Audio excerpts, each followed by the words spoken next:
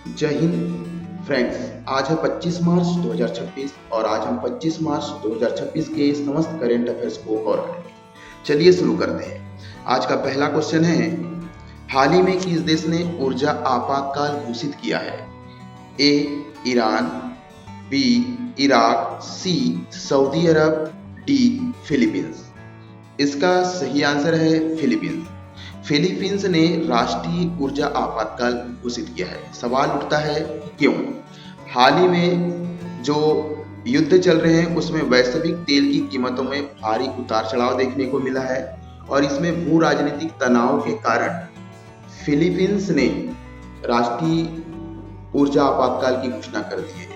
Philippines की बात आई है तो इसकी जो राजधानी है वो मनीला है और फिलीपींस के अभी वर्तमान जो राष्ट्रपति है वो है फेर्डिनांड मार्कोस। चलिए आगे बढ़ते हैं।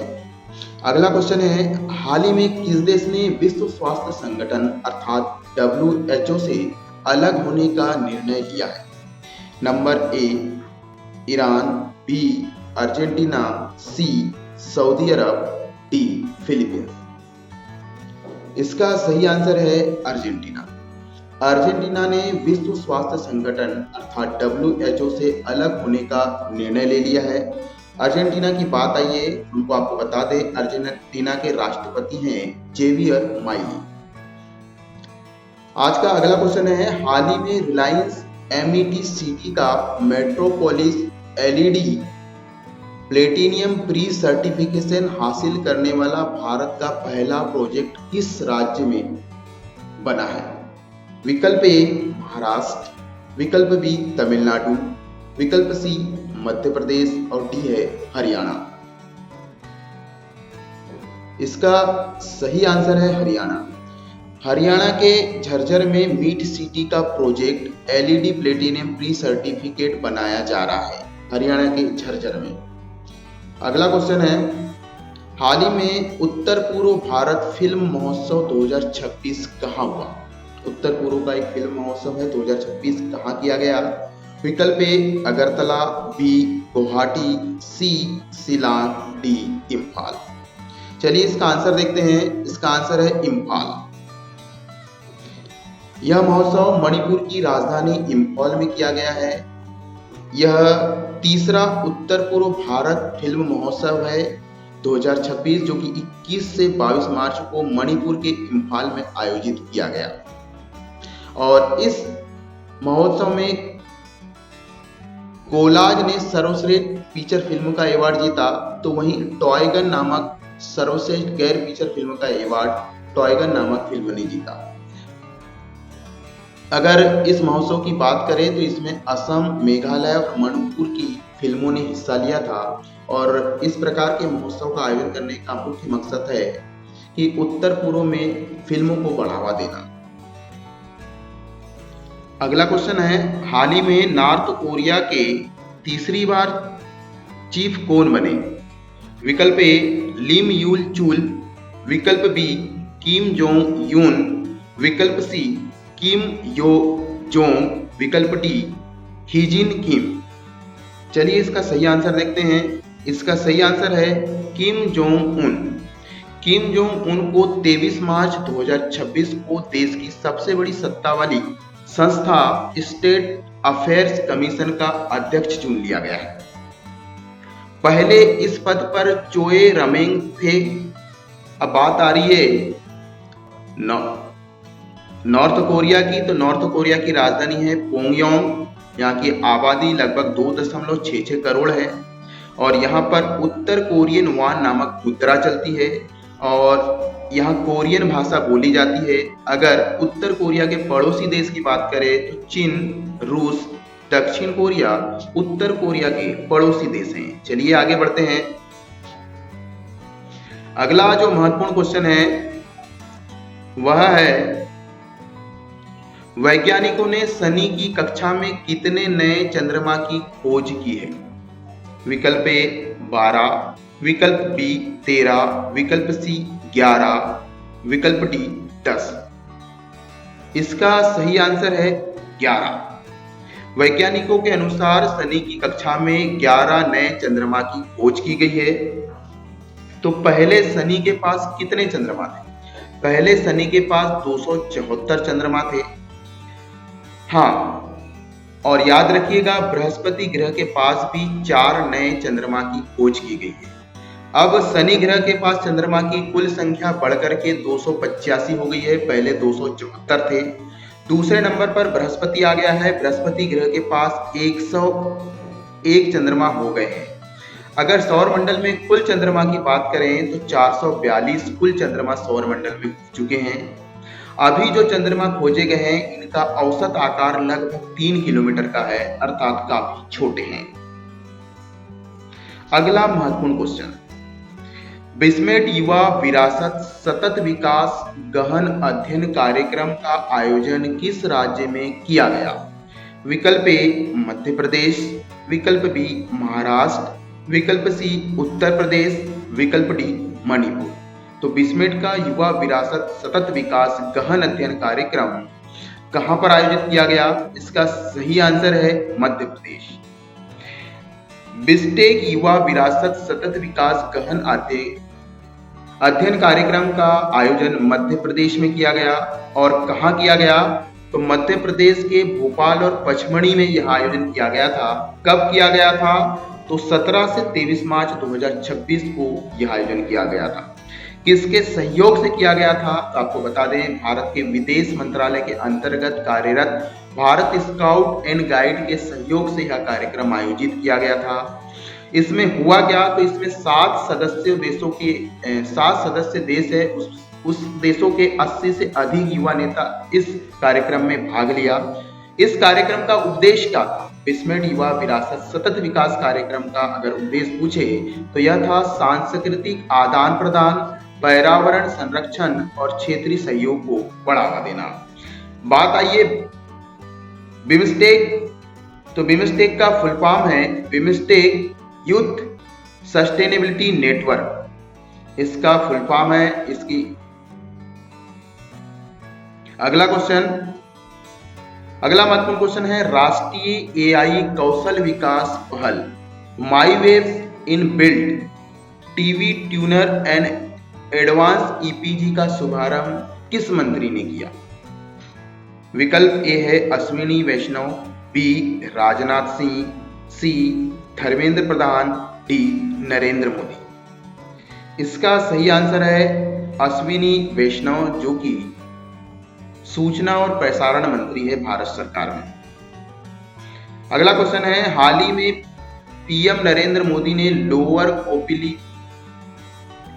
कोपिली जल विद्युत परियोजना का उद्घाटन कहां किया? विकल्प ए मिजोरम, बी त्रिपुरा, सी असम, डी नागालैंड। फटाफट लाइक ठोक दीजिए। चलिए, क्योंकि अगर आप हमें लाइक देते हैं और इस वीडियो को शेयर करते हैं तो हमें भी मोटिवेशन मिलता है। अगला क्वेश्चन है, असम लोअर कोपिबिलिटी जल विद्युत परियोजना असम में स्थित की गई है, जो कि 120 मेगावाट क्षमता वाली रन ऑफ रिवर परियोजना है। अब यह क्षेत्र कहां पर स्थित है? तो यह पश्चिमी कार्बी आंगलोंग और दीमा हसाओ स्वायत्त जिला परिषद क्षेत्र में स्थित है। इस परियोजना से होगा क्या? तो इस परियोजना का विकास Assam power generation corporation limited द्वारा किया जा रहा है और इस योजना के लिए एशियाई विकास बैंक द्वारा असम पावर सेक्टर निवेश कार्यक्रम के अंतर्गत वित्तीय सहायता दी गई है। अर्थात इसे पैसा किसने दिया है? एशियाई विकास बैंक ने दिया है। और किस कार्यक्रम के अंतर्गत दिया है? तो असम पावर सेक्टर निवेश, अर्थात असम में जो ऊर्जा सेक्टर है उस पर निवेश कार्यक्रम के तहत एशियाई विकास बैंक ने आर्थिक सहायता की है। चलिए, अगला क्वेश्चन है, किस मंत्रालय ने विनिर्माण स्टार्टअप इकोसिस्टम को मजबूत करने के लिए एक अग्रणी एयर कंडीशनिंग कंपनी के साथ समझौता ज्ञापन पर हस्ताक्षर किया है? विकल्प है ग्रामीण विकास मंत्रालय, विकल्प बी शहरी विकास मंत्रालय, विकल्प डी वाणिज्य और उद्योग मंत्रालय और विकल्प डी है कपड़ा मंत्रालय। इसका सही आंसर है वाणिज्य और उद्योग मंत्रालय। हाल ही में वाणिज्य और उद्योग मंत्रालय के उद्योग और आंतरिक व्यापार संवर्धन विकास ने विनिर्माण और स्टार्टअप इकोसिस्टम को मजबूत बनाने के उद्देश्य से अग्रणी एयर कंडीशनिंग कंपनी है ब्लू स्टार लिमिटेड। इस कंपनी का नाम याद रखें, ब्लू स्टार लिमिटेड कंपनी के साथ समझौता ज्ञापन पर हस्ताक्षर किया है। और हस्ताक्षर किसने किया है? तो आंतरिक व्यापार संवर्धन विभाग के उप सचिव श्री TLK सिंह और ब्लू स्टार कंपनी के प्रबंध निदेशक श्री B थियागराजन के बीच में यह समझौता ज्ञापन हुआ है। चलिए अगला क्वेश्चन देख लेते हैं। अगला क्वेश्चन है कि T20 अंतरराष्ट्रीय शतक बनाने वाली सबसे कम उम्र की क्रिकेटर कौन बनी? विकल्प ए है बेथ मुनी, विकल्प बी है फैनी उतुगुसिमांडे, विकल्प सी है स्मृति मंधाना, विकल्प डी लॉरा ओलवार्ड्स। इसका सही आंसर है फैनी उतागुसिमुंडे।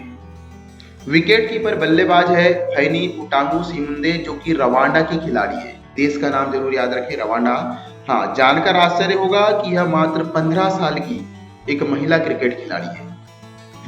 15 साल 233 दिन की उम्र में मार्च 2026 में घाना के खिलाफ खेलते हुए, देश का नाम है घाना के खिलाफ, एक डेब्यू मैच में नाबाद 111 रन की पारी खेली है और विश्व रिकॉर्ड बनाया है। इतनी कम उम्र में 111 नाबाद रन बनाने वाली दुनिया की पहली खिलाड़ी है। याद रखना, अपने डेब्यू मैच में शतक लगाने वाली भी पहली महिला खिलाड़ी बनी है। T20 इतिहास में ऐसा पहली बार हुआ है कि किसी महिला खिलाड़ी ने अपने डेब्यू मैच में ही शतक लगा दिया है। फैनी ने घाना के खिलाफ वहां पर एक प्रतियोगिता चल रही थी, नाइजीरिया इनविटनल महिला T20 टूर्नामेंट। इन्होंने 111 रन बनाने के लिए केवल 65 गेंदों का उपयोग किया। एक घाना में मैच चल रहा था, घाना के खिलाफ इन्होंने बनाया। इसके पहले के रिकॉर्ड की अगर बात करें तो यह रिकॉर्ड युगांडा की एक महिला खिलाड़ी थी प्रोस्कोविया अलाको, जो कि 16 उम्र की आयु में इन्होंने शतक लगाया था, लेकिन अब बल्लेबाज बनी है फैनी। अगर हम पुरुष कैटेगरी की बात करें तो सबसे कम उम्र में पुरुष कैटेगरी में शतक लगाने का रिकॉर्ड फ्रांस के गुस्ताव मैकियोन के नाम है। इस चीज को भी आप ध्यान रखिएगा। अगला महत्वपूर्ण क्वेश्चन है, स्काई ट्रैक्स की दुनिया के शीर्ष एयरपोर्ट की सूची में टॉप 30 में शामिल भारत का एकमात्र एयरपोर्ट कौन सा है? विकल्प ए हैदराबाद, विकल्प बी दिल्ली एयरपोर्ट, विकल्प C Bhopal airport, D Mopa airport. इसका सही आंसर है दिल्ली एयरपोर्ट। अभी हाल ही में sky travel world airport award 2026 के अनुसार सिंगापुर का चांगी जो एयरपोर्ट है वह लगातार 14वीं बार दुनिया का सर्वश्रेष्ठ हवाई अड्डा चुना गया है। सिंगापुर का चांगी एयरपोर्ट, और कौन सी बार है? 14वीं बार दुनिया का सर्वश्रेष्ठ हवाई अड्डा है। कतर का अहमद हवाई अड्डा और टोक्यो का हानेडा हवाई अड्डा दूसरे और तीसरे स्थान पर है। अर्थात दूसरे स्थान पर कौन सा है? तो दूसरे स्थान पर है कतर का हमाद अंतर्राष्ट्रीय हवाई अड्डा और तीसरे स्थान पर है टोक्यो का हानेडा हवाई अड्डा। अगर हमारे देश भारत की बात करें तो इंदिरा गांधी इंटरनेशनल एयरपोर्ट, जो कि दिल्ली में स्थित है, लगातार 8वीं बार भारत और दक्षिण एशिया में सर्वश्रेष्ठ चुना गया है। हमारे देश में तो सर्वश्रेष्ठ है ही है, दक्षिण एशिया का सर्वश्रेष्ठ एयरपोर्ट भी इंदिरा गांधी इंटरनेशनल एयरपोर्ट को चुना गया है। अगर रैंक की बात करें तो दिल्ली एयरपोर्ट की वैश्विक रैंक 28वीं है, अर्थात 28वें स्थान पर हमारा देश का दिल्ली एयरपोर्ट है। चलिए अगला question, global terrorism index GTI 2026 के अनुसार आतंकवाद प्रभावित देशों में भारत की रैंकिंग कौन सी है? 13, 12, 11वीं या 10वीं? जल्दी बताइए कमेंट बॉक्स में। इस वीडियो को ज्यादा से ज्यादा शेयर करें, इसकी PDF भी हम आपको दे देंगे। इसका सही आंसर है 13वीं रैंक। भारत आतंकवादी गतिविधियों में 13वें स्थान पर है। हाँ, पर भारत के इस गतिविधि में सुधार हुआ है। भारत पहले 11वें स्थान पर था, अब नीचे चला गया है। अर्थात भारत में आतंकी घटना कम हुई है। और कितनी कम हुई है? तो 43% की कमी आई है आतंकी घटनाओं पर। अब यह इंडेक्स कौन जारी करता है? तो यह ग्लोबल टेररिज्म इंडेक्स का प्रकाशन institute for economic and peace द्वारा किया जाता है और इसमें 163 देशों के डाटा का एनालिसिस किया गया और इसी रिपोर्ट में पाकिस्तान को सबसे ज्यादा आतंकवाद प्रभावित देश घोषित किया गया है, जिसकी रैंक फर्स्ट है। दूसरे स्थान पर है बुर्किना फासो, तीसरे स्थान पर है नाइजर, जो कि क्रम से फर्स्ट, सेकंड, थर्ड सबसे ज्यादा आतंकवाद प्रभावित देश है। अगला क्वेश्चन है, भारत के किस शहर में देश का पहला गैस वेल्डिंग मशीन अर्थात एलपीजी एटीएम एलपीजी मिलेगा आपको? विकल्प है ग्रेटर नोएडा, बी है गुड़गांव, सी है दिल्ली और डी है लखनऊ। इसका सही आंसर है गुड़गांव में। गुड़गांव के सोहाना क्षेत्र में सेक्टर पार्क फ्लावर वैली में भारत का पहला एलपीजी एटीएम स्थापित किया गया है और इसे किसने स्थापित किया है? तो भारत पेट्रोलियम कॉर्पोरेशन लिमिटेड अर्थात बीपीसीएल ने इसे शुरू किया है। ये अभी पायलट प्रोजेक्ट के अंतर्गत काम कर रहा है। अगर अच्छा चल गया तो इसे और स्थायी रूप से स्थापित किया जाएगा। और इसे नाम क्या दिया गया है? इसे नाम दिया गया है भारत गैस इंस्टा एलपीजी नाम दिया गया है। एक एटीएम टाइप का है जहां एलपीजी गैस मिलेगी। उत्तर भारत में इस तरह का पहला स्वचालित सिस्टम है और इसकी विशेषता है कि 24 घंटे खुला रहेगा और इसमें 10 किलोग्राम के सिलेंडर दिए जाएंगे एलपीजी गैस के। एक प्रकार का एटीएम है जहां गैस सिलेंडर दिए जाएंगे। एटीएम में जाओ, अपना नाम दर्ज करो, ओटीपी दर्ज करो, आपको सिलेंडर मिल जाएगा। अगला क्वेश्चन है, किसने टेराफेप एआई चिप निर्माण परियोजना का अनावरण किया?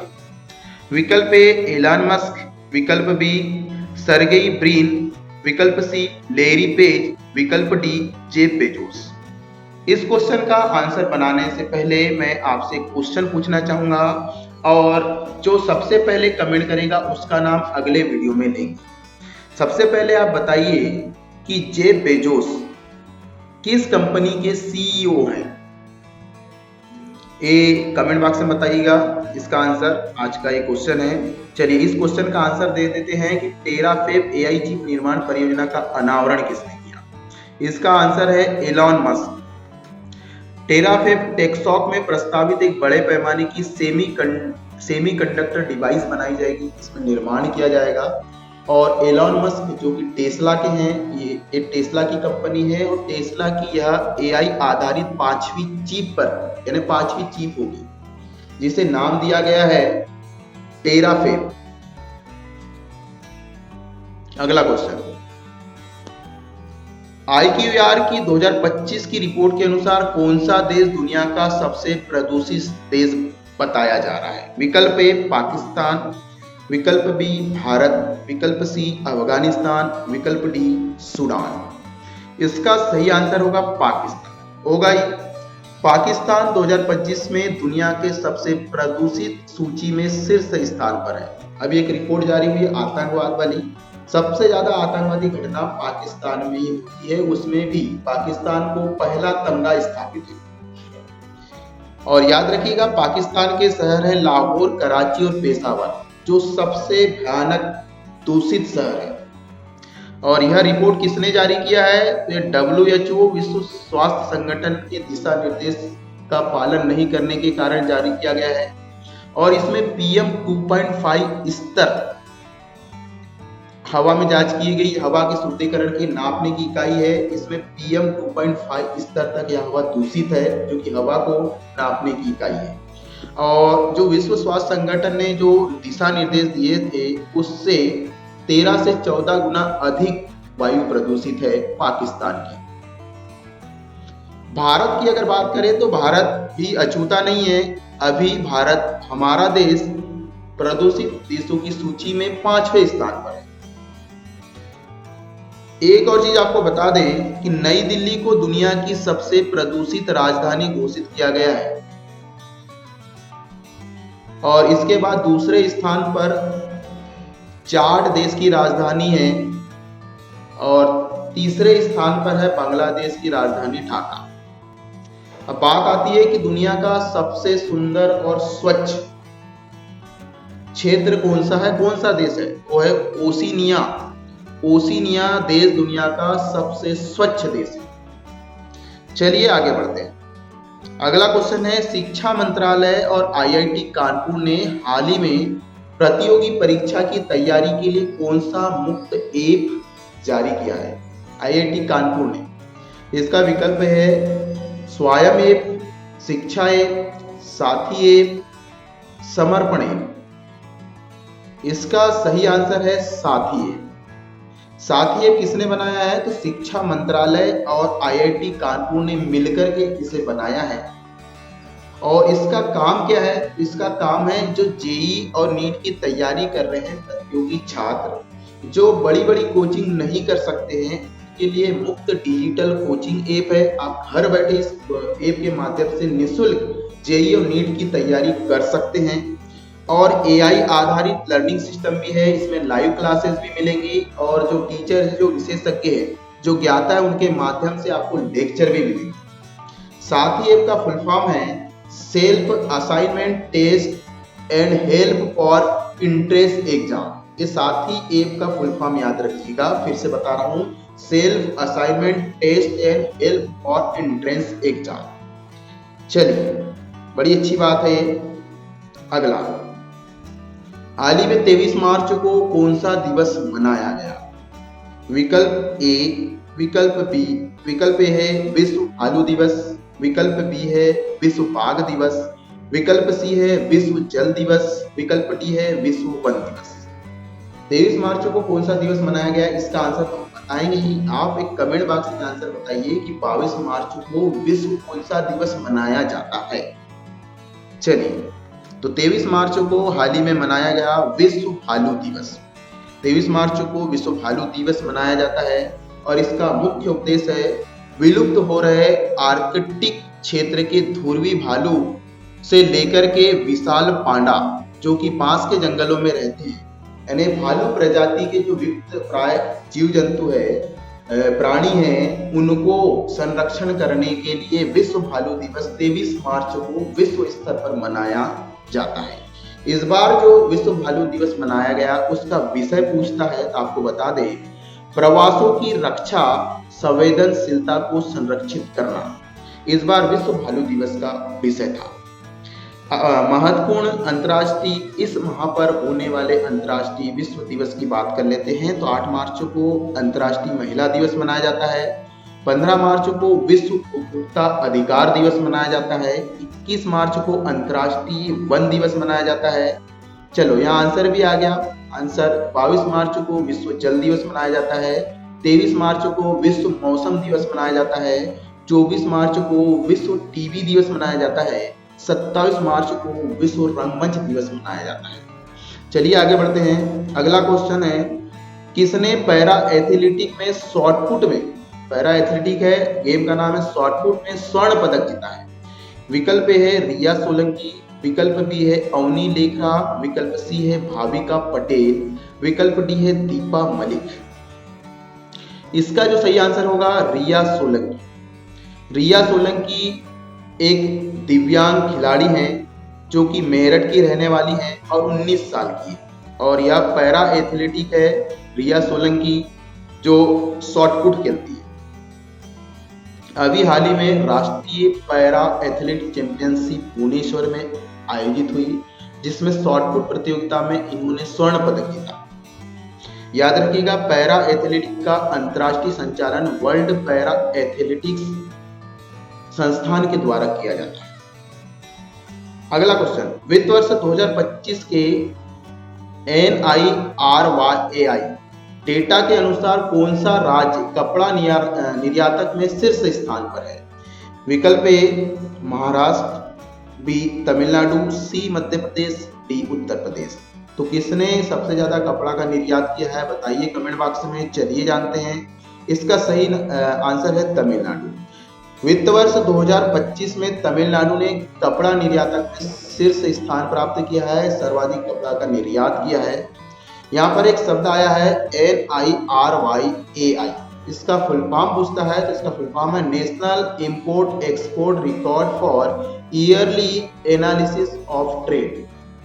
इसके द्वारा डाटा कलेक्ट किया गया और एक तमिलनाडु को शीर्ष कपड़ा निर्यातक बताया गया।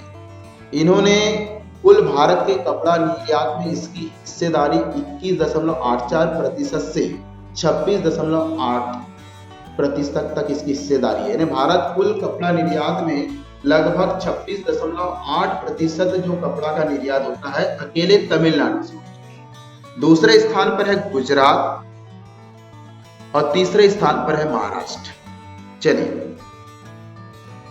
अगला क्वेश्चन है, हाल ही में फ्लोटिंग लीडर बॉय सिस्टम का सफल प्रशिक्षण कहां किया गया? विकल्प ए तमिलनाडु, बी है महाराष्ट्र, डी है उड़ीसा, सी है केरल। चलिए आगे बढ़ते हैं। इसका सही आंसर है तमिलनाडु। भारत ने फ्लोटिंग लीडर बॉय सिस्टम के सफल प्रशिक्षण के साथ एक महत्वपूर्ण उपलब्धि भी हासिल करी।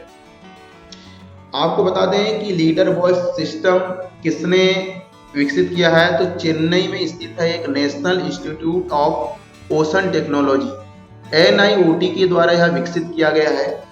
और कहाँ यह प्रशिक्षण किया गया है, तो तमिलनाडु के मुत्तुम तट के पास यह प्रशिक्षण किया गया है। यहाँ पर एक शब्द आया है NIOT। ये NIOT है क्या? ये पृथ्वी विज्ञान मंत्रालय के अधीन कार्य करने वाली एक संस्था है जिसका मुख्य फोकस समुद्री अनुसंधान पर होता है। अब यहाँ पर एक LIDR शब्द आया है, इसका फुल फॉर्म क्या है? इसका फुल फॉर्म है लाइट डेडिकेशन एयर रेगनेशन। एक प्रकार की लेजर आधारित रिमोट सेंसिंग टेक्नोलॉजी है जिसका सफल प्रशिक्षण हमारे देश तमिलनाडु में किया गया है। तो इन सब चीज के बारे में आपको जानना जरूरी है। LIDAR का फुल फॉर्म आपको पता होना चाहिए। चलिए अगला क्वेश्चन है, हाल ही में फेयर से फुर्सत योजना कहाँ प्रारंभ की गई? कौन से राज्य में? विकल्प ए महाराष्ट्र, बी है तमिलनाडु, सी है मध्य प्रदेश, डी है उत्तर प्रदेश। तो फेयर से फुर्सत योजना शुरू की गई है मध्य प्रदेश में। और फेयर से फुर्सत योजना हाल ही में शुरू की गई है। इसका मुख्य उद्देश्य है हवाई यात्रा को सस्ता करना। जो मिडिल क्लास फैमिली है, जो गरीब लोग है, यानी ज्यादातर वहाँ उड़ान नहीं भर सकते ज्यादा किराया होने के कारण, तो फेयर से फुर्सत योजना शुरू की गई है। किस मंत्रालय के द्वारा की गई है? तो नागरिक उड्डयन मंत्रालय के द्वारा यह योजना लॉन्च की गई है। और यह उड़ान योजना के अंतर्गत, उड़ान योजना जिसे उड़े देश का आम नागरिक योजना कहा जाता है, आपस में क्षेत्रीय कनेक्टिविटी मतलब आसपास के क्षेत्र में जाने के लिए यह योजना शुरू की गई है। और इसे किसने शुरू किया? तो केंद्रीय नागरिक उड्डयन मंत्री और मध्य प्रदेश के मुख्यमंत्री ने शुरू किया। कहां पर शुरू किया? तो यह जो अभी फेयर से फुर्सत उड़ान उड़े देश का आम नागरिक क्षेत्रीय कनेक्टिविटी रीवा से रायपुर, छत्तीसगढ़ में है रायपुर, तो रीवा से रायपुर के बीच यह फ्लाइट चलेगी। चलिए अगला क्वेश्चन है, विश्व इंडोर एथलेटिक चैंपियनशिप की मेजबानी भारत किस वर्ष करेगा? एक विश्व इंडोर एथलेटिक विश्व चैंपियनशिप होनी है। इंडोर का मतलब होता है कि किसी ग्राउंड के अंदर, मतलब हॉल में। विकल्प ए है 2026, बी है 2027, सी है 2028 और डी है 2029। चलिए इसका आंसर बताते हैं। इसका आंसर है 2028 में। भारत में पहली बार हो रही है यह प्रतियोगिता, विश्व इंडोर एथलेटिक चैंपियनशिप। और ये कब आयोजित होगी? 2028 में। हमारा भारत देश इसकी मेजबानी कर रहा है। और यह पूरा का पूरा कार्यक्रम कहाँ आयोजित होगा? भारत में। तो उड़ीसा के भुवनेश्वर में यह कार्यक्रम प्रस्तावित है। और उड़ीसा के भुवनेश्वर में एक स्टेडियम है, कलिंगा स्टेडियम। कलिंगा स्टेडियम परिसर में यह प्रतियोगिता आयोजित होनी है। यह आयोजन भारत को एशिया में चीन, जापान और कतर के बाद, चीन में भी हो चुका है एशिया में, जापान में भी हो गया है, कतर में भी हो गया है। अब एशिया क्षेत्र में हमारा देश भारत ऐसा चौथा देश बन जाएगा जो विश्व इंडोर एथलेटिक चैंपियनशिप की मेजबानी करेगा। याद रखिएगा, एथलेटिक फेडरेशन ऑफ इंडिया द्वारा इसे आयोजित किया जा रहा है। अगला क्वेश्चन, हाल ही में चर्चा में रही सर्वोच्च न्यायालय की नो फॉल्ट मुआवजा नीति का संबंध किससे है? विकल्प ए HPV वैक्सीनेशन, विकल्प बी है MDR टीबी ट्रीटमेंट, विकल्प सी है कोविड-19 वैक्सीनेशन, विकल्प डी है पोलियो ओरल वैक्सीनेशन। इसका सही आंसर है, बहुत महत्वपूर्ण क्वेश्चन है, कोविड-19 वैक्सीनेशन। ये कोविड-19 वैक्सीनेशन, इसमें सुप्रीम कोर्ट ने कोविड-19 टीकाकरण से जुड़े दुष्परिणामों पर मुआवजा की बात कही है, लेकिन सिद्धांत अपनाया नो फॉल्ट सिद्धांत। अब नो फॉल्ट सिद्धांत क्या है?